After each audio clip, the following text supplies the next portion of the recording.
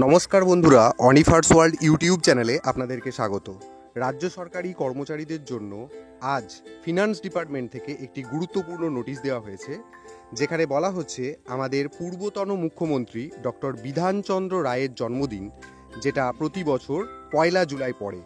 সেই 1 জুলাই অর্থাৎ আগামী 1 জুলাই 2025 রাজ্যের পূর্বতন মুখ্যমন্ত্রী ডক্টর বিধানচন্দ্র রায়ের জন্মদিন উপলক্ষে রাজ্য সরকারি যে অফিসগুলি রয়েছে সেই অফিসগুলি অর্ধ দিবস ছুটি ঘোষণা করা হলো।